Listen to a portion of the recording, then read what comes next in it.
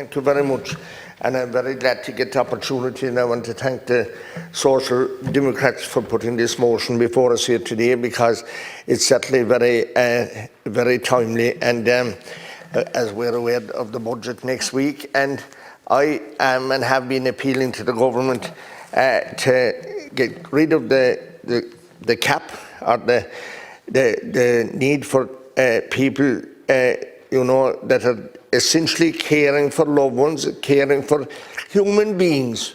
And when you become a carer, you actually have to live in many instances the other person's life. Whether it is the person that has Alzheimer's or whatever they've got, or whatever disability they have, you have to work around them and ensure that they're treated as humans, and that they're seen after, and that their daily and hourly needs are met. And it is a fierce responsibility. And just because someone's partner or some other person in the house is earning other money that the carer have no access to, it's not fair. It's not fair, Minister. And I hear what you have been saying. You're promising to get rid of it in the lifetime of this government. But I'm asking if he could, what that means to me is that he's going to increase the cap year by year over the 4 or 5 years. But I'd be asking at the start to go further than just 1/5 of it, and try to do more, because it is very important, it is very essential, and carers are doing massive work, and has been said here by many that 20 billion is being saved by the carers around the country. So then, Minister, what I have to ask for, this summer I never got a bigger fright with people wanting a few days off and looking to put the person they're caring for into some respite place. Impossible to get a respite bed in Kerry for anyone that wanted to go away for a week. And I remember a daughter saying to me, look, Danny, she said, I don't mind too much myself, but I want to go with my little boy on holidays for a week. And he's more attached to me than to his father. And I've been minding my mother continuously for 5 years. Can you imagine that, Minister? Continuously seeing after the daily and hourly needs of her mother, and that she couldn't go away for 1 week. I felt it was absolutely savage. And I'll tell you about respite beds.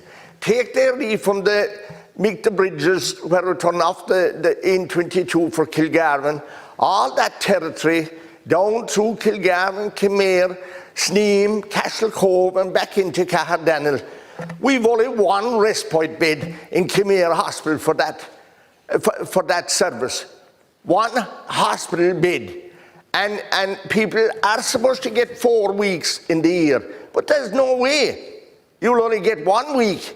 And do you know, Minister, you have to book that bed this year. If you want a respite bed next year, sometime in the middle of the summer, you must book it now.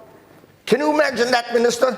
You must book it a year ahead for Killarney Community Hospital, Kinmare Community Hospital, Lisdole Community Hospital, Carsaveen Community Hospital. You'll have to book it a year ahead for respite. That's not fair. And people are being treated terribly.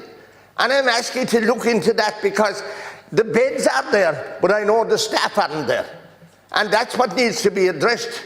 And I'm very hurt about it when I see a young girl with a family, and she has an autistic little boy that she couldn't go away for a week for a bit of a holiday, just 7 days. I had another lady in Killarney, and she's been minding her mother-in-law for so many years, and the woman needs an awful lot of care and an awful lot of attention. She couldn't get a respite bed anywhere, and I don't know how she managed in the finish, but she was crying days to me on the phone. It's a terrible situation, and that's what's happening in Kerry, and we've been left down very bad. And we don't know when our new community hospital is opening. We've been asking till being put back.